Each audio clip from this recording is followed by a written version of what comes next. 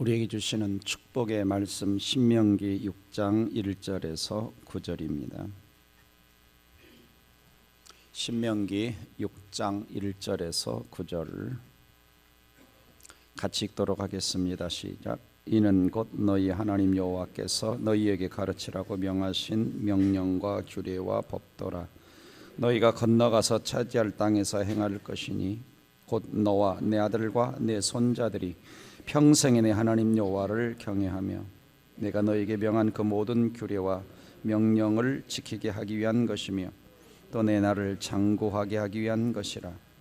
이스라엘아, 듣고 삼가 그것을 행하라. 그리하면 내가 복을 받고 내 조상들의 하나님 여호와께서 내게 허락하신 것 같이 젖과 꿀이 흐르는 땅에서 내가 크게 번성하리라. 이스라엘아, 들으라. 우리 하나님 여호와는 오직 유일한 여호와이시니 너는 마음을 다하고 뜻을 다하고 힘을 다하여 내 하나님 여호와를 사랑하라. 오늘 내가 내게 명하는 이 말씀을 너는 마음에 새기고 내 자녀에게 부지런히 가르치며 집에 앉았을 때에든지 길을 갈 때에든지 누워 있을 때에든지 일어날 때에든지 이 말씀을 강론할 것이며 너는 또 그것을 내 손목에 매어 기호를 삼으며 내 미간에 붙여 표를 삼고 또 내 집 문설주와 바깥문에 기록할지니라. 아멘. 오늘은 담장을 넘는 그리스도인 네 번째 시간, 가정에서 자녀를 어떻게 교육할 것인가. 러시아의 문호 톨스토이는 좋은 기억, 특히 어렸을 때 가정 생활에 있어서 좋은 기억처럼 장래에 좋은 감화를 주는 것은 없다.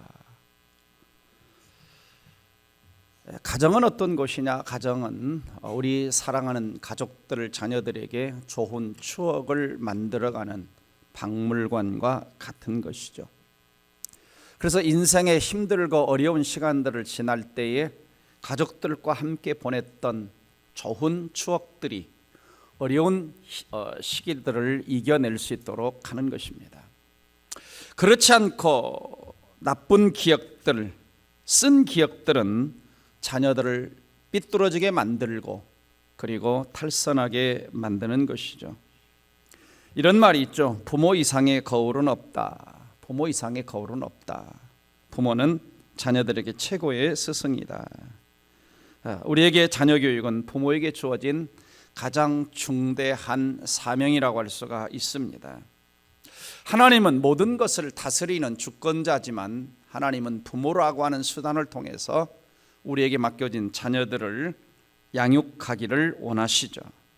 그래서 이 자리에 앉아있는 부모들은 자녀들에게 있어서 뭐냐? 하나님의 은혜가 임하고 하나님의 축복을 받게 하는 축복의 통로요 수단이라고 할 수가 있는 것이죠. 그래서 부모가 어떻게 자녀들 앞에 자기 역할을 성공적으로 수행하느냐에 따라서 자녀의 축복된 미래가 결정될 수가 있는 것입니다. 그러나 사실은 우리가 자녀들에게 믿음 좋은 부모가 되고 축복된 자녀를 키우는 것은 그렇게 쉬운 일이 아닙니다. 어렵다라고 하는 거죠.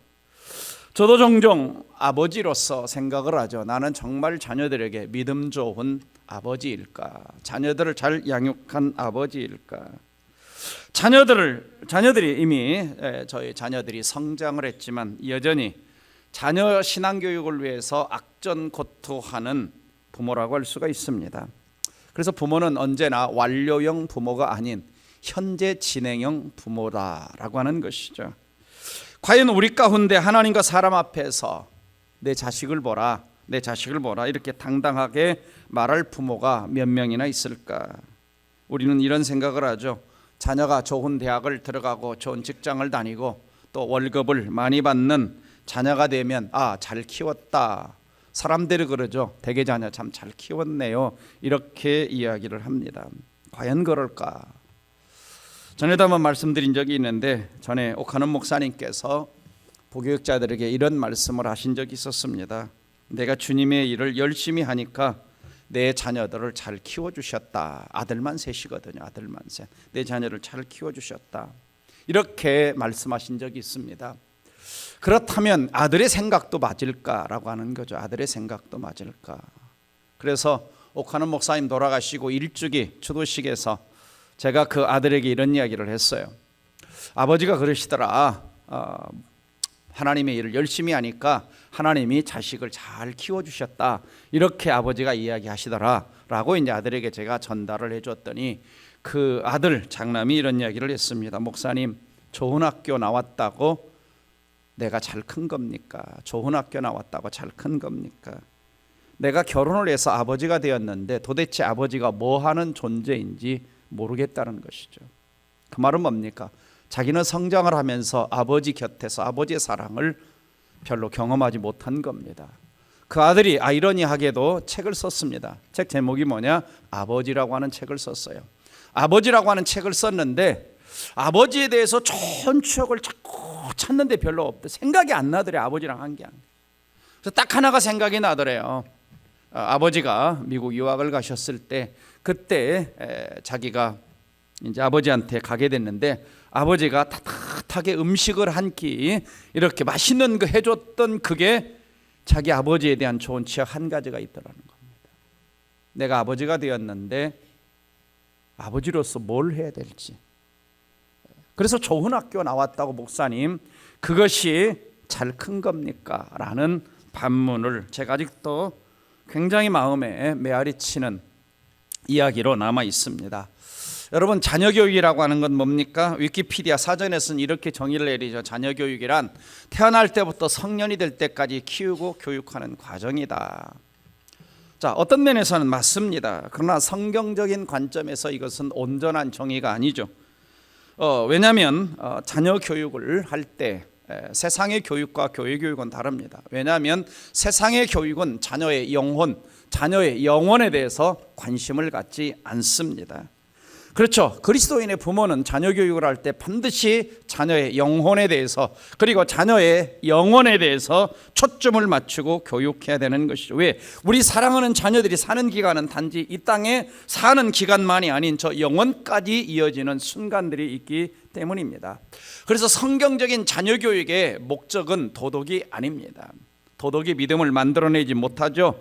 세속적인 양육의 교육의 목적은 뭡니까? 바른 사람을 키우는 겁니다. 좋은 학교 다니고 좋은 대학 들어가고 좋은 회사 취직하고 사업에 성공하고 나에게 알맞는 배우자를 만나서 결혼하는, 자, 이 정도 하면은 세상에서는 성공했다라고 말하죠. 그러나 성경적인 자녀 교육의 궁극적인 목적은 뭐냐? 가장 첫 번째가 구원받는 자녀가 되게 하는 것입니다. 두 번째는 하나님과 바른 관계를 맺는 것이죠. 세 번째는 변화를 받아 하나님이 원하시고 기뻐하는 사람이 되는 것이, 이것이 성경적 자녀교육의 진정한 목적이라고 할 수가 있습니다. 그래서 오늘 성경을 보면 자녀 신앙교육의 목적을 2절에서 이렇게 말씀하고 있습니다. 너와 내 아들과 내 손자들이, 너와 내 아들과 내 손자들이. 자, 여기 할머니 할아버지에게도 해당되겠죠. 손자까지 이렇게. 그 다음에 목적은 뭐냐? 평생에 내 하나님 여호와를 경외하는 것이다. 평생에 내 하나님 여호와를 경외하는 것이다. 무엇을 가지고? 내가 너희에게 명한 그 모든 규례와 명령을 지키면서, 그러면 결과적으로 내 나라를 장구하게 할 것이다 라고 성경이 오늘 말씀하고 있습니다. 하나님을 경외한다라고 하는 것은 굉장히 추상적인 용어인데, 쉽게 말하면 내 삶에서 하나님을 1번으로 모시고 사는 것이고, 하나님을 내 삶의 주인으로 모시고 살아가는 것이고, 하나님을 늘 경배하고 예배하고 찬송하는 삶을 사는 것이 하나님을 경외하는 것이라고 할 수가 있습니다. 자, 이렇게 하나님을 경외하는 자녀로 양육하기 위해 부모가 해야 될 일이 뭘까? 첫 번째가 뭐냐? 부모가 하나님을 사랑해야 된다라고 이야기를 합니다. 신명기 6장 5절을 같이 읽어봅니다. 시작. 너는 마음을 다하고 뜻을 다하고 힘을 다하여 내 하나님 여호와를 사랑하라 그럽니다. 하나님은 먼저 부모에게 자녀를 이렇게 가르치라고 하기 전에 먼저 뭐라고 말씀하시느냐? 네가 먼저 하나님을 사랑해야 하나님을 사랑하는 자녀로 양육할 수 있다라고 말씀하고 있습니다. 마음을 다하고 힘을 다하고 뜻을 다하고 온 마음을 다하는 것은 뭡니까? 전 인격적으로 온 마음을 다해 온 삶을 다해 하나님을 사랑하라고 하는 것이죠. 왜? 부모가 먼저 하나님을 사랑하지 못하게 되면 내 자녀를 하나님을 경외하는 자녀로 키울 수가 없는 것이죠. 그래서 부모가 해야 될 가장 중요한 것이 뭡니까? 하나님이 나를 얼마나 사랑하셨는가, 예수님이 나를 얼마나 사랑하셨는가, 이 사랑을 먼저 내가 깊이 깨닫는 부모가 되어야 되죠. 복음의 능력을 체험하고 십자가의 능력을 체험하고 십자가의 사랑을 체험하고 하나님의 은혜를 먼저 체험하는 부모가 되지 않으면 자녀들에게 하나님이 사랑이 뭔가를 가르칠 수가 없는 것이죠. 그래서 우리가 하나님의 사랑을 체험하는 길 중에 하나는 뭡니까? 십자가의 은혜, 십자가의 사랑을 체험하는 것이죠. 요한일서 4장 10절을 같이 읽어보겠습니다. 시작. 사랑은 여기 있으니 우리가 하나님을 사랑한 것이 아니요 하나님이 우리를 사랑하사 우리 죄를 속하기 위하여 화목제물로 그 아들을 보내셨다. 십자가의 사랑을 깨닫는 것, 이것이 뭡니까? 하나님의 사랑을 깨닫는 거예요. 그래서 부모는 반드시 내 안에 뭐가 있어야 되느냐? 복음의 감격, 십자가의 감격, 십자가의 사랑, 이것이 있어야 하나님을 사랑하는 자가 되고 자녀를 교육할 수 있는 것이죠. 부모가 하나님을 사랑한다라고 하는 건 뭐냐? 어려운 것이 아닙니다. 성경은 이렇게 말씀하고 있어요. 하나님을 사랑한다는 것은 말씀에 순종하는 것이다. 요한일서 2장 1절, 요한 2서 1장 6절 같이 이릅니다. 또 사랑은 이것이니 우리가 그 계명을 따라 행하는 것이요. 또 그 다음에 하나님을 사랑하는 것은 이것이니 우리가 계명들을 지키는 것이라. 또 요한복음 14장 15절 너희가 나를 사랑하면 나의 계명을 지켜라. 그러니까 우리가 하나님 사랑합니다, 예수님 사랑합니다, 성령님 사랑합니다, 이렇게 말을 많이 하고 찬송을 많이 하는 게 진짜 하나님을 사랑하는 것이 아니라 성경에 하나님 말씀이 뭐라고 말씀하고 있으면 그대로 순종하는 것이, 아멘하고 순종하는 것이 하나님을 사랑하는 부모다라고 성경이 말씀하고 있죠. 우리가 잘 아는 창세기 22장을 보면 하나님이 독자 이삭을 아브라함에게 번제물로 바치라 그럽니다. 그래서 창세기 22장 2절을 보면은 내 아들 그럽니다. 내 아들, 너의 사랑하는 독자 이삭을 데리고, 너의 사랑하는 독자 이삭을 데리고, 하나님이 줬는데 하나님이 내 아들 그런다고.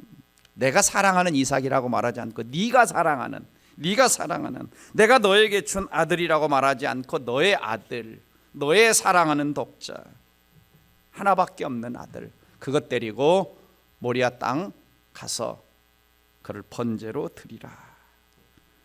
자, 이 말 명령을 받았을 때 번제라는 것은 잡아서 불에 태워서 바치는 겁니다. 엄청난 하나님의 명령이었죠. 자, 아브라함은 어떻게 반응합니까? 아마 밤새 고민했을 겁니다. 그 명령을 받고 이제 나이가 거의 120살이 가까워 갔을 텐데 아브라함에게 귀한 게 뭐겠습니까? 뭐 재산입니까? 명예입니까? 뭐 세상 걷던 게 아닙니다. 정말 100세가 되어서 어렵게 얻었던 그 아들을 가장 귀한 거죠. 근데 하나님이 가만히 보니까 하나님 자리에 누구를 갖다 놓고 늘 아브라함이 살고 있냐? 아들을 거기 갖다 놓은 거죠. 하나님이 계셔야 될 자리에. 그래서 그 아들을 독자로 바치라고 하나님이 시험하십니다. 여러분 같으면 어떻게 하시겠어요? 아들 잡아서 번제로 바쳐라.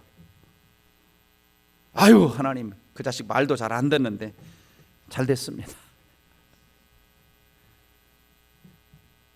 얼마나 아브라함이 이 아들을 사랑했는지 하나님이 네 아들, 네가 사랑하는 네 독자 그럽니다. 내가 준 거라고 말하지도 않고. 그 말은 뭐예요? 완전히 하나님이 주셨다는 의식을 잊고 살아가는. 그래서 사실은 이삭을 낳고 이 명령이 내릴 때까지 하나님과 아브라함의 교제하는 장면이 하나도 나오지 않습니다. 근데 아브라함이 어떻게 하죠? 순종하죠. 다음날 아침 일찍 일어나 아들한테 보찜지고 가는 겁니다. 그리고 칼을 들고 하나님 앞에 번제로 바치려고 하자 하나님이 이제 알았다. 그러면서 이렇게 하나님 말씀하셨습니다. 창세기 22장 12절 시작. 그 아이에게 내 손을 대지 말라. 그에게 아무 일도 하지 말라. 내가 내 아들 독자까지도 내게 아끼지 아니하였으니 내가 이제야 내가 하나님을 경외하는 줄 아노라. 경외한다라는 말을 쓰죠. 경외한다. 아까 자녀 양육의 가장 첫 번째 목적이 뭐라고 그랬어요? 경외하는 거죠. 그러니까 부모가 하나님을 경외한다는 건 하나님을 사랑하는 거예요. 뭐보다? 내 아들보다, 내 독자보다, 내가 가장 아끼는 어떤 것보다 하나님을 사랑하는 거죠. 그래서 즉각 순종을 합니다. 변명 없이, 불평 없이, 원망 없이, 따지지 않고. 그래서 순종이라고 하는 것은 하나님 앞에 내 기준, 내 생각, 내 어떤 것을 내세우는 것이 아닙니다. 이것이 사랑의 순종이죠. 사랑의 순종. 이걸 뭐라고 말하고 있냐? 하나님이 경외한다 그럽니다. 경외한다. 말씀에 즉각 순종했는데 그걸 뭐라고 말하느냐? 경외한다 그럽니다. 보통 사람들이 천재 교육을 하려면 유태인의 교육을 배워야 된다 이런 말을 합니다. 그러나 유태인들은 천재 교육을 하는 것이 아니라고 합니다. 유태인들이 자녀 교육에서 가장 강조한 것이 쉐마 교육입니다. 쉐마 교육. 쉐마라고 하는 것은 오늘 여러분이 읽었던 6장 4절 앞에 이스라엘아 들으라 그랬죠. 들으라 들으라. 이 말이 뭐냐면 쉐마라고 하는 히브리어입니다. 들으라 들으라. 그래서 쉐마 교육의 핵심은 뭐냐? 하나님을 경외하고 사랑하도록 하는 것이 쉐마 교육의 가장 큰 핵심입니다. 그래서 하나님을 경외하고 사랑하는 교육을 유대인들에게 시켰는데 거기서 천재가 나오고 거기서 노벨 수상자 30% 이상이 나오고 거기서 세계 석학이 나오더라는 겁니다. 그래서 신명기 28장 1절 같이 읽어봅니다. 시작. 내게 명령하는 그의 모든 명령을 지켜 행하면 내 하나님 여호와께서 너를 세계 모든 민족 위에 뛰어나게 하실 것이다. 말씀을 순종하는 자녀로 네가 키우면 내가 그 자녀 세계 모든 민족 위에 뛰어나게 하실 것이다 그랬어요. 그래서 가장 첫 번째 부모가 자녀를 가장 잘 키우는 방법 중에 하나가 뭐냐? 먼저 부모가 하나님을 사랑하는 것이다. 두 번째는 자녀 교육의 현장을 잘 알아야 잘 교육할 수가 있습니다. 그래서 자녀 교육의 현장을 알아야 될 것 중에 크게 두 가지가 있는데 하나는 학교 교육 현장과 교회 교육 현장입니다. 두 가지를 잘 알아야 되죠. 부모는 자녀 교육들의 학교 교육 현장을 잘 알아야 됩니다. 그래서 부모는 늘 학교 교육하는 선생님과 여러 가지 내용들을 놓고 기도해야 돼요. 첫째는 내 자녀를 가르치는 선생님을 존경하고 선생님을 위해 기도하는 부모가 돼야 되고, 두 번째는 담임 선생님과 교과를 가르치는 선생님이 올바른 가치관, 세계관을 가지고 가르치는 선생님 되도록 기도하고, 세 번째는 내 자녀가 배우는 교과 과정, 교육 과정을 위해서 기도해야 되고, 네 번째는 자녀의 학교 환경, 친구 관계를 위해서 부모는 기도해야 됩니다. 많은 부모들이 학교에 던져 놓습니다. 그냥 가서 무엇을 공부하는지, 어떤 과목을 공부하는지 그냥 잘 배우겠지 생각만 하지 관심은 없습니다. 자, 이런 말이 있죠. 잘 알아야, 옛날에 이런 말이 있어요. 잘 알아야 면장을 하지. 자녀 학교 교육과 자녀를 잘 알아야 부모다운 부모를 할 수가 있습니다. 그래서 교육은 저절로 이루어지지 않습니다. 의도적이어야 돼요. 의도적이라고 하는 것은 어떤 계획과 분명한 훈련의 과정을 가지고 하는 겁니다. 의도를 가지고 가르치고, 의도를 가지고 야단치고, 의도를 가지고 자녀를 이끌어 주는 것이어야 되죠. 그래서 특별히 우리는 그리스도인서 자녀들의 교육 과정 가운데 비성경적인 가르침들에 대해서 성경적인 관점과 세계관을 가지고 있어야 된다라고 하는 거죠. 비성경적인 가르침 중에 하나가 뭡니까? 진화론입니다. 한 번 정도는 부모가 자녀와 이 진화론에 대해서 성경의 창조론과 같이 대화를 나눠본 적이 있습니까? 자녀들이 학교에서 배우는 것은 창조론이 아닙니다. 진화론입니다. 인간은 아메바에서 원숭이에서 진화했다. 창조주 하나님을 가르치지 않습니다. 이건 창조주 하나님을 부인하는 가르침입니다. 2023년 작년 1월 16일 세계사 바로 세우기 연대에서 역사 교과서에 나타난 기독교 부당한 폄훼의 그 시장 방안에 대해서 세미나가 열렸습니다. 이 세미나가 열린 이유는 2022년 연말에 확정 고시된 자녀들의 교과서 문제 때문입니다. 2020년에 교정이 돼가지고 확정 고시된. 그래서 이 내용 속에 보면은 기독교에 대한 부당한 폄훼가 들어 있습니다. 대표적인 교과서인 미래인 교과서에서는 다른 주요 종교에 대해서는 5, 6쪽에 걸쳐 서술하고 신은 민족 종교도 한쪽씩 할애한 반면 기독교에 대해서는 천주교를 포함해 불과 3줄로 그냥 3줄만 쓰고 지나갑니다. 또 이슬람 편향 세계사를 기술했습니다.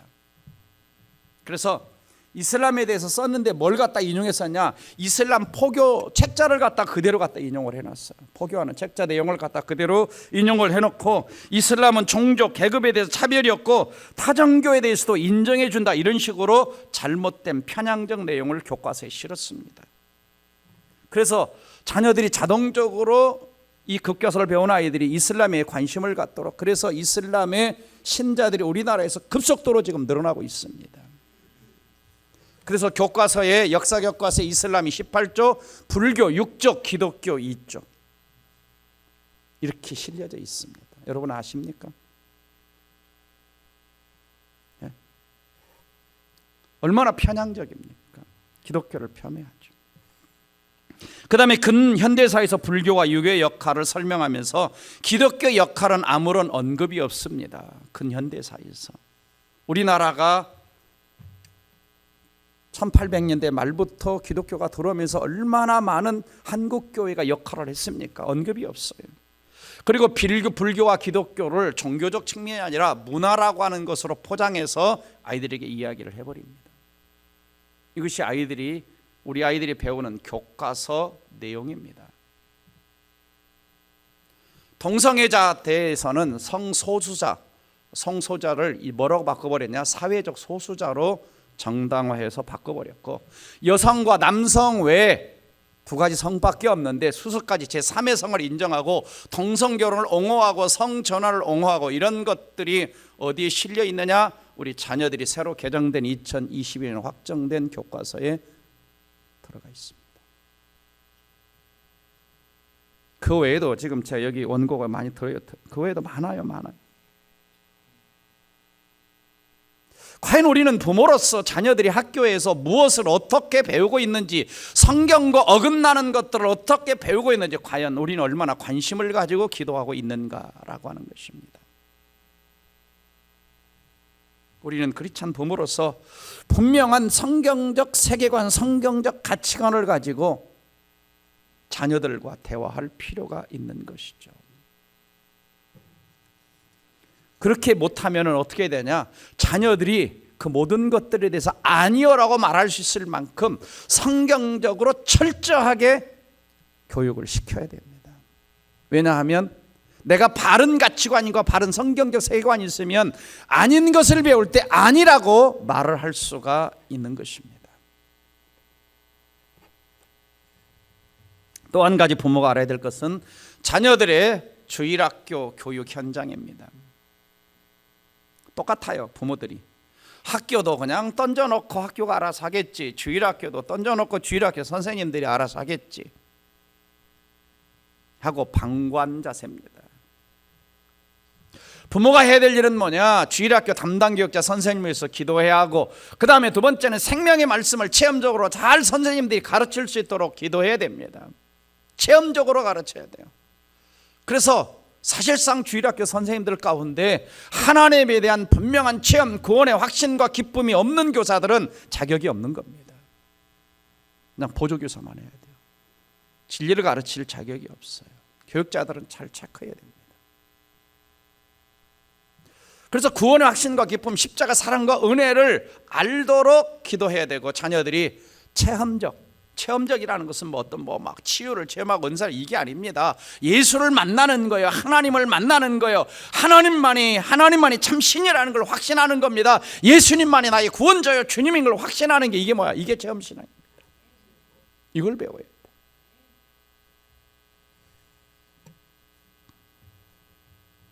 교회 학교는요, 지식을 전달하는 곳이 아닙니다. 살아계신 하나님을 만나도록 하는 곳입니다. 살아계신 하나님을 만나도록 하는 것. 제가 주일학교 전도사 교육자를 한 10년 정도 했어요. 한 15년 정도 했나요? 재미있게도 해보고 막 즐겁게도 해보고 먹는 것도 많이 주고. 근데 가장 좋았던 것은 뭐냐? 아이들 데리고 그냥 집회하면서 말씀 들으면서 울며 불며 하나님의 은혜를 체험하는 거예요. 제가 많이 왔던 데가 여기 양지 리조트에 장소를 빌려서 초등학생들 500명, 600명 데리고 와서 저녁 집회 3시간 하는 겁니다. 하나님 앞에 찬송 1시간 부르고 하나님 앞에 말씀 1시간 하고 그 다음에 통성기도 1시간, 3시간씩 3박 4일 동안 아이들이 얼굴빛이 싹 달라져. 3박 4일 왔다가 우리 부모는 자녀들이 주일학교에서 뭘 배우는지, 이번 주 성경 암송은 뭔지, 공과는 뭘 배우는지 알고 계십니까?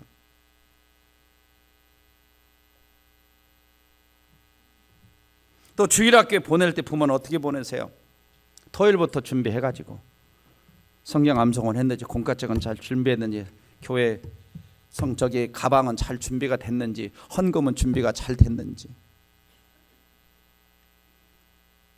저희 아버지는 별로 관심이 없었어요. 신앙이 없었으니까. 저희 어머니는 이제 믿음이 있으셨기 때문에 어릴 때 토요일 오후에는 어떤 스케줄을 안 잡아요.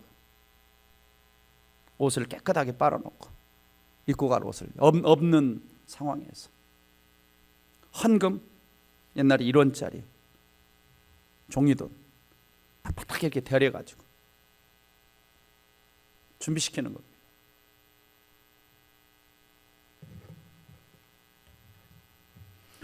교회는, 교회 교육은요, 학교 교육과 다르게 자녀의 영혼을 저 천국까지 책임지고 가르쳐야 될 것입니다.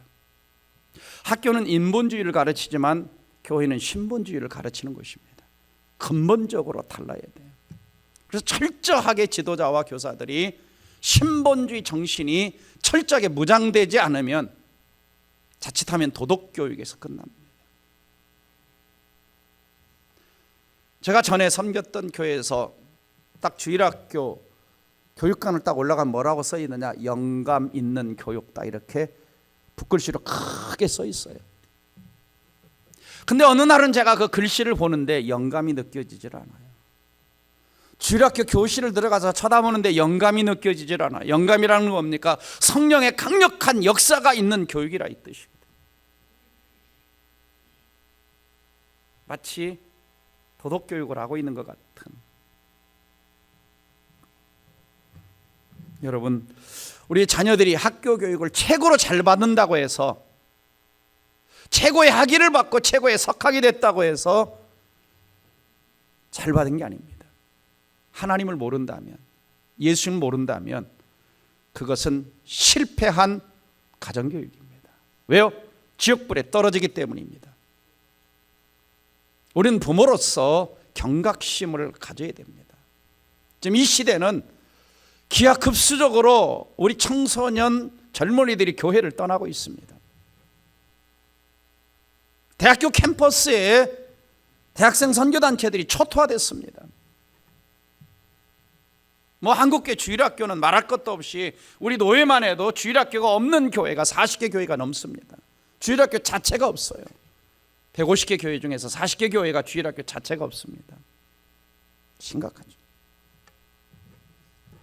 부모는 생명 걸고 자녀를 주일학교 보내고, 그리고 거기에서 정말 생명교육을 받고 있는지, 예수를 만나고 왔는지, 아니면 이걸 부모가 책임져야 되죠. 왜냐하면 부모가 항상 기억해야 될 것은 뭐냐면 학교 교육이나 특별히 교회 교육의 한계입니다. 교회 교육의 한계. 왜? 학교는 많은 시간 가 있어요, 사실은요. 아침 가면 오후까지. 근데 교회는 일주일에 그거 한 번 가서 딸랑. 그래도 어하나 하는 애들은 주일날 오후에 또 한 2시간 더 가서 배워요. 다행히. 어하나 하는 애들은. 그래서 어하나 보내라는 거야. 왜? 사람은 그렇습니다. 사람은 어디에 노출이 많이 되느냐는 거예요. 어디에 노출이 많이 되느냐는 거예요. 핸드폰에 노출 많이 된다. 지난주 얘기했잖아요. 하루 7시간. 근데 교회 교육에서 노출은 1시간에서 2시간, 많아야 3시간, 4시간, 일주일에 168시간 중에서. 그리고는 우리 자녀들이 신앙이 잘 자라겠거니 부모는 착각하고 있는 겁니다.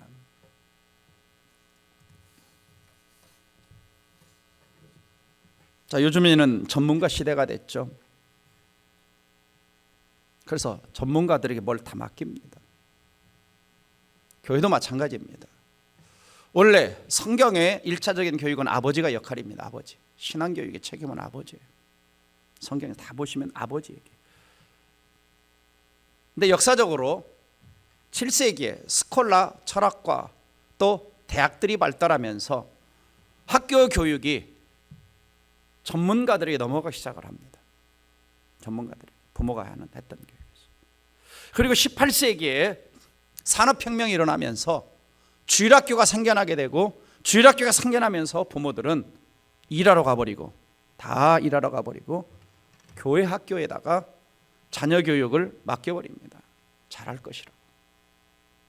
이것이 이제는 고착화됐고 정착화돼서 부모가 자녀를 교회 학교에 보내놓고 관심이 없습니다.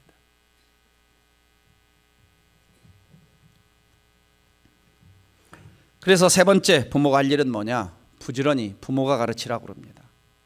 부모가 가르치라. 그러기 위해서 부모가 성경을 잘 알아야 됩니다. 6절 보시면 오늘 내가 내게 명하는 이 말씀을 너는 마음에 새기고. 먼저 부모가 성경 말씀, 성경 66권을 내 마음에 새기라고 합니다. 새기라. 마음에 새기라.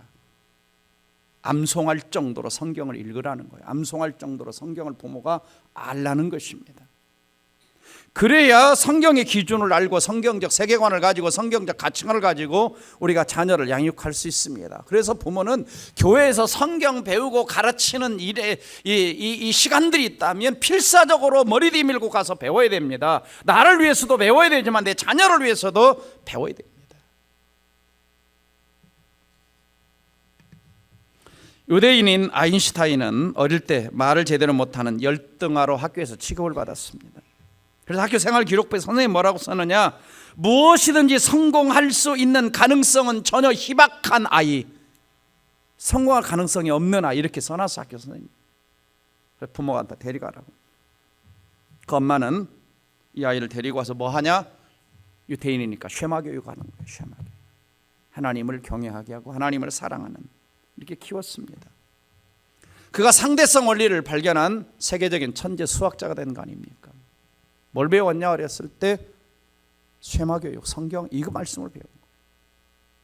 그래서 부지런히 가르치라는 말은, 부지런이라는 말은 무슨 말이냐면 기회를 만들어서 그냥 자동적으로 잘하게 만들지 놔두지 말고 기회를 부모가 만들어서 성경을 가르치고 하나님을 가르치는 기회를 틈만 나면 만들어서 가르치라는 거예요. 그거 가르치라는 말은 뭐냐면 어떤 의미가 담겨있냐면 이 속에는 뾰족한 것으로 찌르다는 의미가 담겨있다. 뾰족한 것으로 찌르다. 그러니까 반복해서 하나님 말씀이 심장에 찔리는 만큼, 그래서 기억이 될 만큼 반복적으로 부모가 하나님 말씀을 가르치라고 교훈하고 있는 것이 오늘 말씀입니다. 안데르스 에릭슨이 1만 시간의 법칙이라고 하는 책을 썼어요. 그리고 가만히 보니까 사람들이 1만 시간 지나는데 안 변하더라는 거예요. 전문가가 안 되더라는 거예요. 그 책을 다시 썼어요. 1만 시간의 재발견.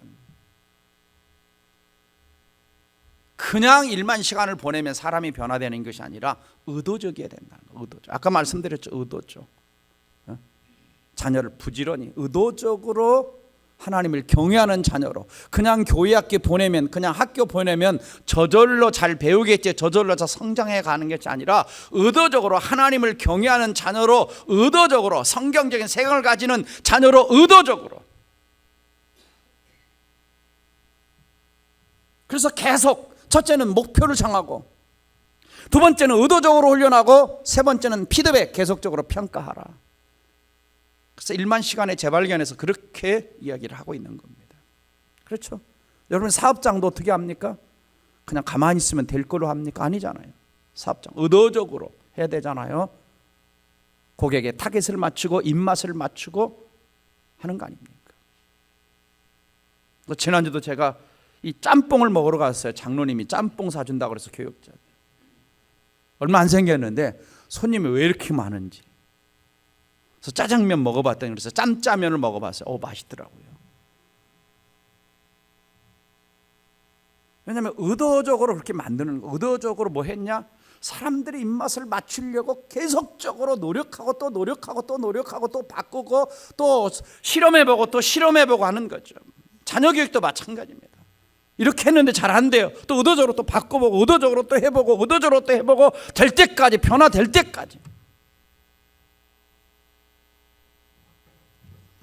그러기 위해서 부모가 해야 될 가장 중요한 가르침 중에 하나가 뭐냐? 복음을 가르쳐야 됩니다. 복음으로 자녀를 양육해야 돼요. 그래서 앞에서 말씀드렸어요. 부모의 첫 번째 관심 뭐냐? 자녀의 거듭남에 관심을 가져야 된다. 왜? 내가 예수 믿으니까 내 자녀도 당연히 천국 가겠지. 그러면 아담 한 사람만 예수 믿으면 돼요. 무슨 말인지 이해가 되십니까? 아담 한 사람만 예수 믿으면 내 자녀도 자동적으로 예수 믿게 되면 천국 가죠. 근데 그게 아니라는 것입니다. 제가 대학원 석사학위 논문이 어린이 구원에 관한 연구입니다. 과연 6개월 만에 세상을 떠난 아이가 정신 지체 아이의 그 영혼들이 구원받을 수 있는가? 우리 영아부 아이들이 어떻게 신앙 고백을 못했는데 구원받을 수 있는가?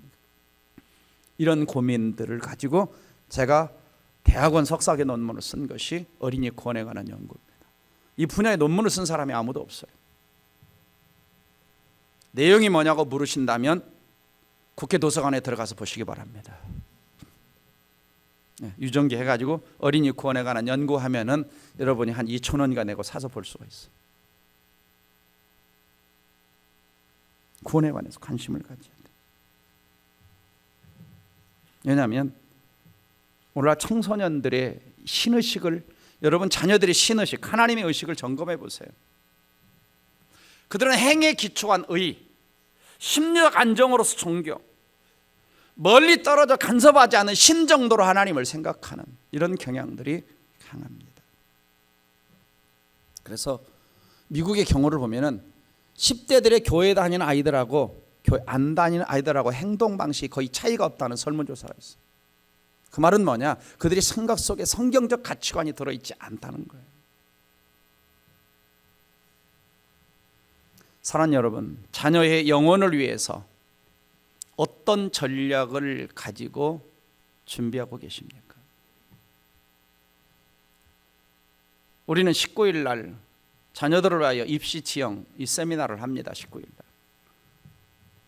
벌써 본당이 꽉 찰 정도로 등록을 했어요. 그 밖에서 사람들의 관심이 어디 있는지 아시겠죠? 수백 명이 지금 등록을 했습니다. 아마 예비당이 꽉 차고 넘칠 것 같아요. 자, 사람들은 그렇습니다. 단 대학을 어디 보낼 것인가? 어떤 직장을 보낼 것인가? 어떤 배우자를 만나게 할 것인가? 여기에 대해서 부모들이 전략은 짜고 계획을 짜고 노력을 하고 돈을 들이고 막 학원을 찾아다니고 하지만 자녀의 신앙에 대해서 와서 전도사님을 만나고 목사님을 만나고 또 그 커리큘럼을 관심을 가지고 막 찾아다니며 하는 부모가 어디 있나? 과연 내 자녀의 영혼에 대해서 나는 어떤 신앙 교육 철학을 가지고 부모로서 내 자녀를 양육하고 있는가? 라고 하는 것입니다. 여러분이 내 자녀를 볼 때 어떤 것 같아요?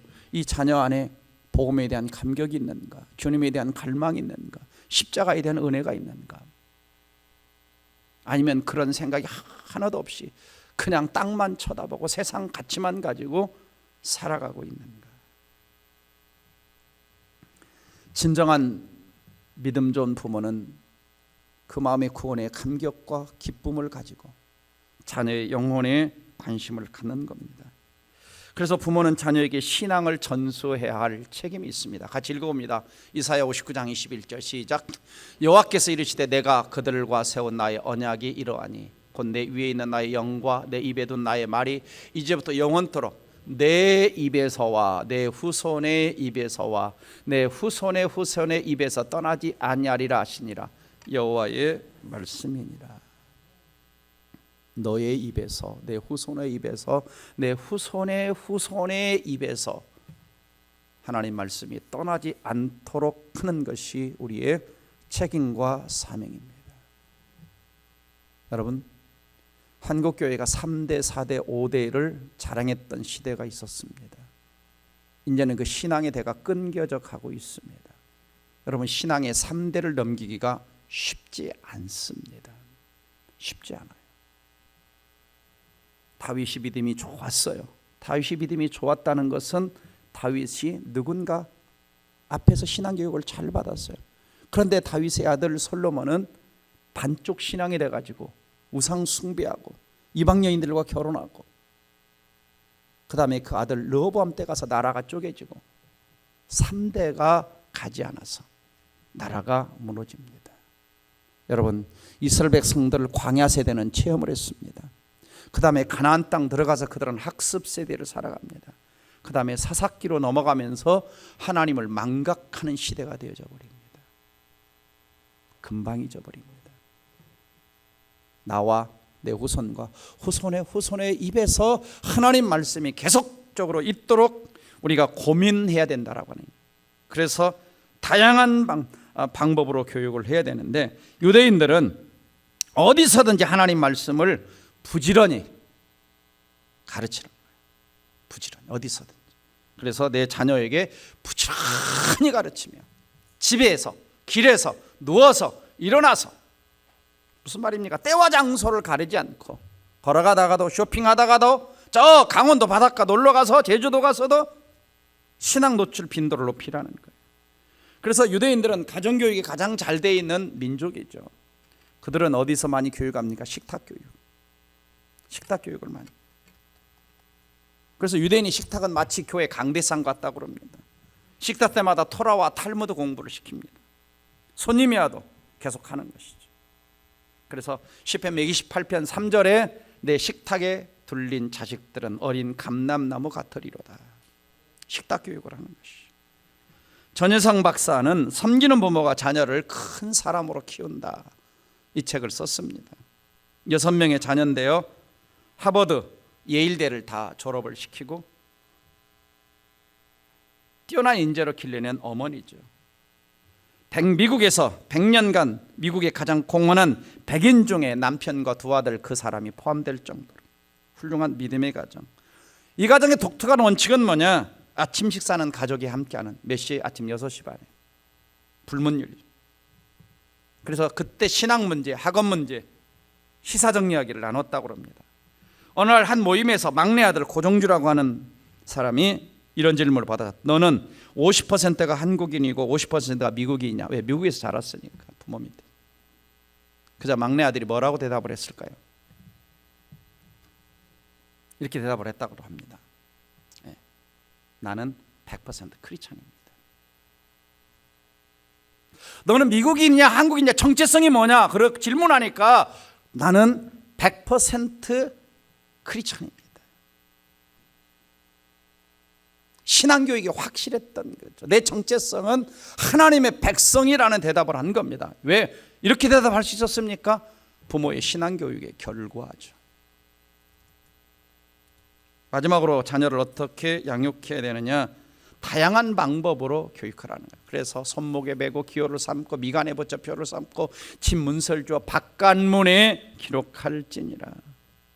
그래서 이스라엘 땅을 가면 지금도 호텔 문마다, 가정 문마다 말씀이 붙어 있습니다. 우리가 영화배우 남궁원 장로님 아시죠? 제가 옛날 사랑의 교회 앞에 남궁원 장로님이 운영했던 짜장면집이 있었습니다. 그 집이 왜 그렇게 맛있었던지 자주 갔어요. 가면 늘 남궁원 그 배우가, 유명한 배우가 있었죠. 자주 얼굴을 봤던 기억이 있는데, 아들이 하버드를 수석으로 홍정욱 씨가 졸업했다고 그러죠. 근데 어머니 양춘자 권사님은 세 자녀를 한 번도 과외를 시킨 적이 없고, 어릴 때부터 뭘로만? 성경으로. 나중에는 이제 성경 교육이 딸리니까 뭐 하냐? 성경 과외를 시키려고 부목사님 이런 성경이 초청해 가지고 성경 과외는 시켰는데 학교 과외는 시킨 적이 없는데도 훌륭하게 잘 자랐다고 합니다. 사는 여러분, 지금 시작해도 늦지 않습니다. 마지막으로 하나만 더 말씀드리고 싶은 것은 우리는 복음적으로 자녀를 양육하려면 수비적인 자녀가 아니라 공격적인 자녀로 교육을 해야 됩니다. 무슨 말입니까? 여러분, 복음을 전하는 사람들은 가만히 앉아서 나 예수 믿고 싶어 사람들이 가서 기다리는 게 아니잖아요. 찾아가서 뭐 하는 거예요? 두드리는 거죠. 마음을 여는 겁니다. 돌 같은 마음 깨트려 가면서 찾아가는 거예요. 그래서 부모는 자녀들에게 하지마 보지마 가지마 보다는 해봐, 도전해봐, 시도해봐. 공격적인 부모가 훨씬 더 자녀가 잘 성장을 하는 것입니다. 왜? 공격하는 자가 점수를 낼 수가 있고 공격하는 자가 이길 수 있는 겁니다. 수비만 해가지고는 리더가 될 수가 없고 지도자가 될 수가 없는 것이죠. 말씀을 정리합니다. 결론적으로 우리 부모님들에게 말씀드리고 싶은 거 한 가지는 뭐냐? 철저하게 하나님만을 의지하는 부모가 되자라고 하는 것입니다. 왜요? 우리가 완벽하지 않기 때문에, 내가 부족하기 때문에, 내가 연약하기 때문에, 나도 허물이 있고 실수가 많기 때문에 철저하게 하나님을 의지하고 나의 자녀도 하나님을 의지하는 자녀로 키울 때 내 부족한 부분을 하나님이 채워주셔서 이 자녀를 하나님이 기뻐하시는 자녀로 은혜를 베푸시고 만들어 주실 것이다. 바울이 이런 고백을 하죠. 내가 모든 사도보다 더 많이 수고했으나 내가 한 것이 아니요 오직 나와 함께 하신 하나님의 은혜로다. 그래서 모든 부모가 자녀 교육에 뭐가 필요하냐? 하나님의 은혜가 필요합니다. 그래서 저와 여러분 끊임없이 하나님 앞에 엎드려 나는 이 자녀를 완벽하게 하나님 기뻐한 자녀로 키울 수 없지만 하나님이 함께 하시면, 하나님이 도와주시면, 하나님이 역사하시면 하나님이 원하시는 자녀로 성장할 수 있습니다. 이런 믿음 좋은 부모, 축복받는 자녀가 되기를 주의 이름으로 축원합니다. 기도합시다. 사랑하는 성도 여러분, 여전히 자녀 교육은 설교하는 저도 쉽지 않습니다. 자녀가 방황할 때는 과연 부모가 뭘 했나 가슴을 치면서 한탄한 적이 많이 있었죠. 지금도 우리는 부모의 역할이 완료형이 아니라 현재 진행형입니다. 부모는 죽을 때까지 부모인 것 같고 자식은 죽을 때까지 자식인 것 같습니다. 이 시간 기도하시기를 바랍니다. 첫째는 내가 하나님을 사랑해야 됩니다. 내 안에 복음의 감격이 있어야 됩니다. 그런 부모가 되도록 기도하십시오. 두 번째는 부지런히 가르치는 부모가 되게 해달라고. 방관자가 아니라, 저절로가 아니라, 학교와 교육에 맡겨놓고 던져놓는 부모가 아니라 학교 현장을 관심 갖고, 주일학교 현장을 관심 갖고 기도하는 부모가 되게 해달라고. 그리고 마지막으로는 내 자녀가 복음으로 공격적인 자녀로 양육하게 해달라고. 다 함께 이 말씀 붙들고 통성으로 기도하겠습니다.